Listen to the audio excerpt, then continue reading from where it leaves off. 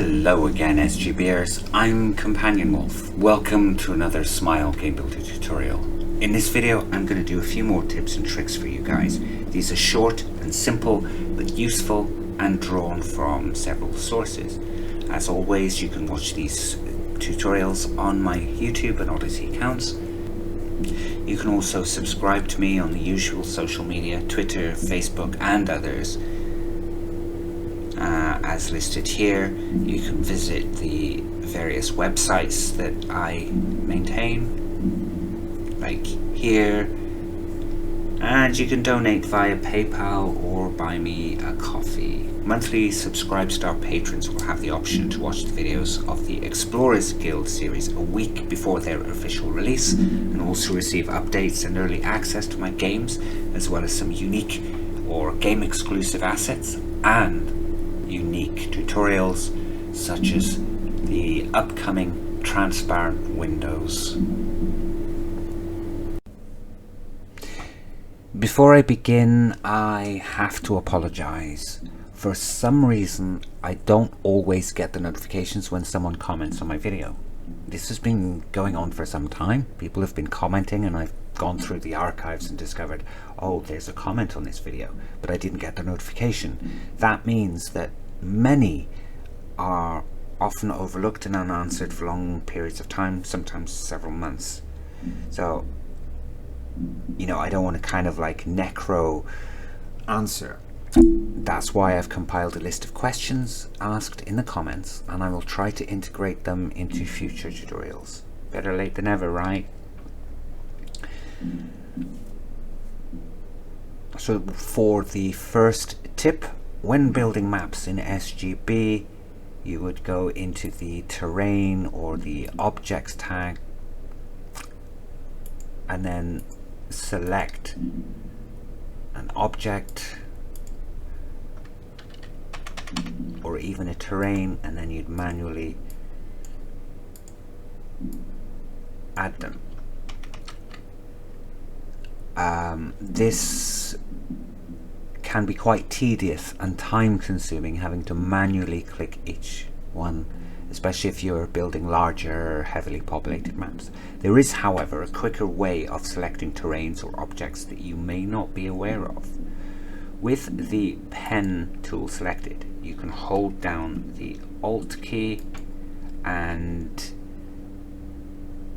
click on any terrain, including the stairs and slopes, and any object that you've placed as well, and it'll jump to that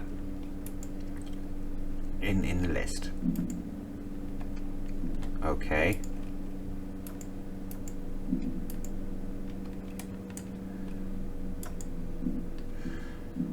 Like that. Sometimes it doesn't always work with the objects, although I'm not entirely sure. So with the terrain, you can see in the right, it will automatically jump, so you can then place it. Now with the same with the stairs, it'll jump to it and then you can place it like so. Now bearing in mind that if you select an object or even a terrain from another map and then try to use it, something weird will happen. It's yeah, not good.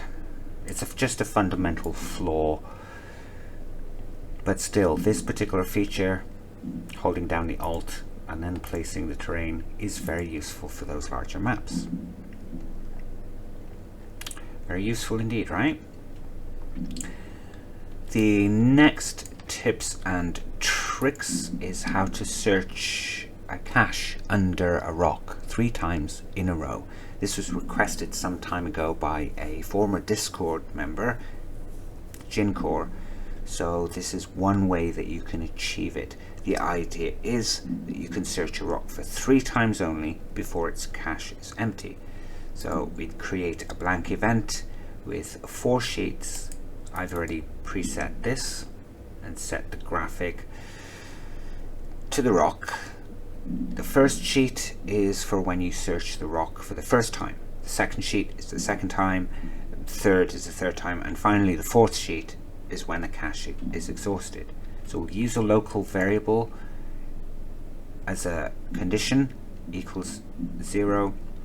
And since variables are 0 by default, and then we can add some content to it, display the medical herb, add the herb to your inventory, and then add 1 to the local variable, so that when we go to sheet 2, it's pretty much the same, but we've added 1 to the local variable.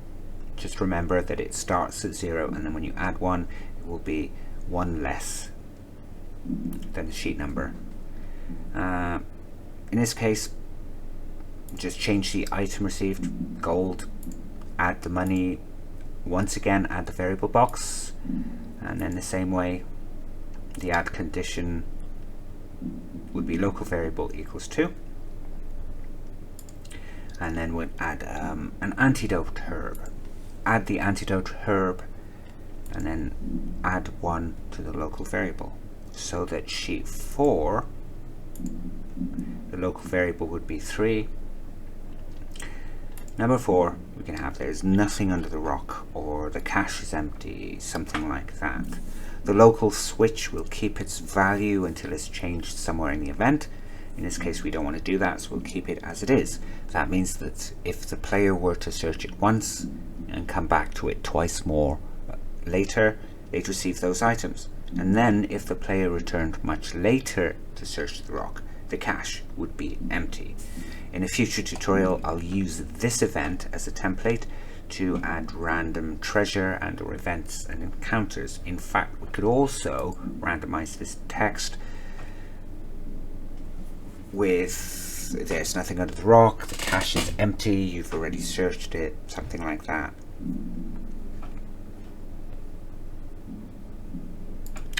So let's play test this quickly, and you can see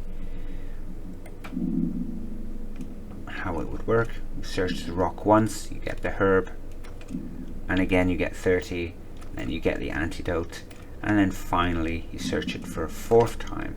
There's nothing under the rock, and you can continue searching it. You've already exhausted the cache, so this is going to be the message, and this will be where the randomized messaging comes into play.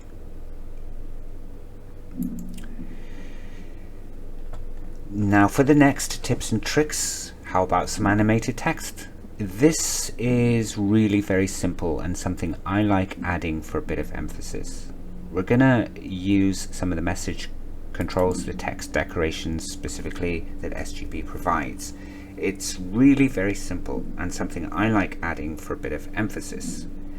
This is the setup to slowly advance the text, plus increase and decrease the font sizes slightly. Looks complicated and unreadable, but it's really not. The best way to do this is to put each letter that you want to use on a separate line.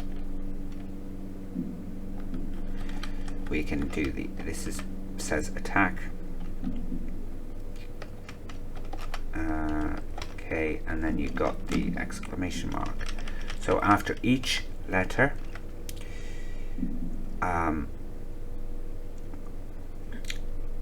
we will add a weight command by W and set that to 0.1.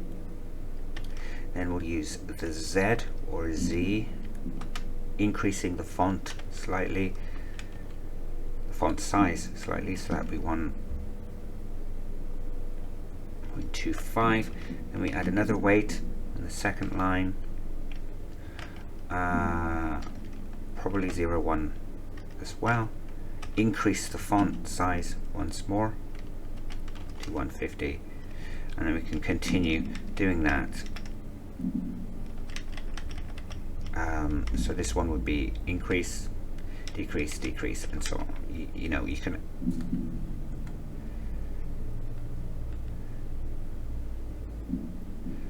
so this second T would be the same, but we change the font size to 175. Then for the A, same, and we changed it back down to 150, 125, and 100. 100 is the default. Then what you can do is, after you've done each one, you can just delete the white space accordingly. That's the easiest way of doing it. Now note that this will only work with display message and display dialog, because the \W for the wait command is not available in anything else. And once again, let's play test this so you can see what I mean. Animated text, attack, and it's the same way with the dialogue. You might have to change the wait for the dialogue, because for some reason this tends to be a little faster. In the normal window message it's slower, and it just seems to be quite fast there, so I don't know why that is. Now in SGB you can use the select tool to group objects together and then move or rotate them. If you want to reposition them again, you'll need to highlight them again. That's why SGB has a feature to clump the objects together, highlight them as before using the select key, and then right click and select group. So when you want to move them, you can see the cursor's already changed, and then you can move the entire group of objects accordingly. You can deselect them again, right click, and then ungroup, so whatever was in that group before will now become individualized, and you can move them around. There may be areas where you're not supposed to run, such as at grandma's house. So this is a quick and simple routine that you can use for grandma to tell you off if you run in your house. And my grandmother always used to tell us off for running in the house.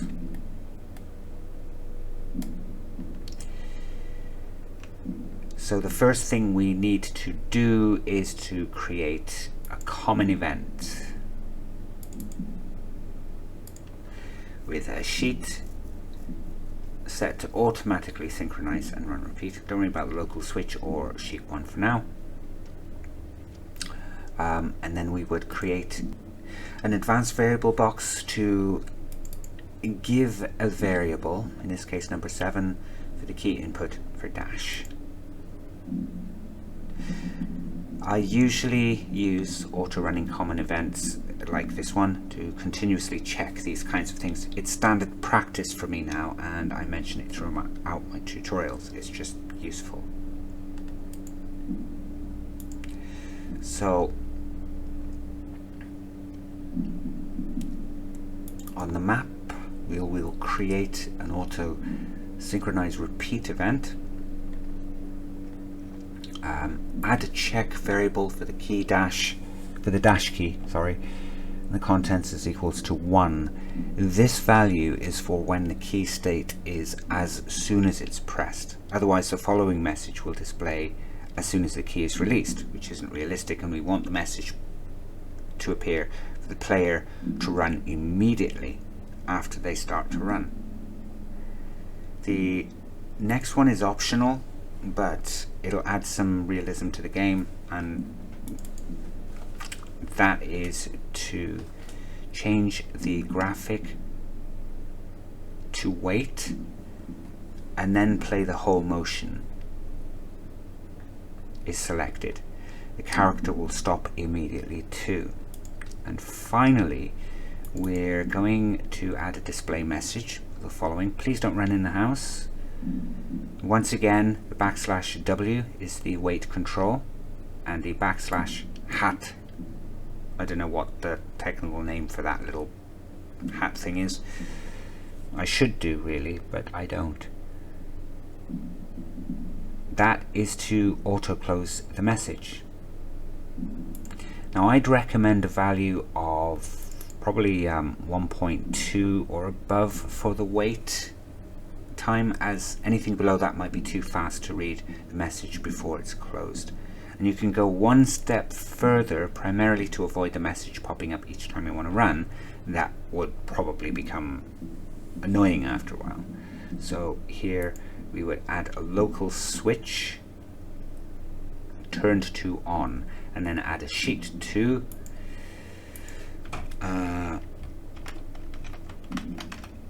disable run with the condition local switch is on and the trigger is automatically start one time only. And then we would use the disable player to run. This is under the settings, and then you can see enable disable player to run. So that would be it. Now don't forget to also re-enable the run settings whenever you exit the area to re-allow running, otherwise you'll be walking everywhere and you wouldn't be able to dash. That's it for this short tips and tricks video. I hope you found it useful. If you did, don't forget to subscribe, like, follow me on social media, donate if you want to support the channel. Monthly Subscribe Star patrons will be able to watch the next upcoming Explorers Guild tutorial. I'm scheduling it for next week, a week before its scheduled release on this channel. Plus I'm giving away free stuff soon for monthly subscribers as well. That's it for now. Thanks for watching. Until the next time.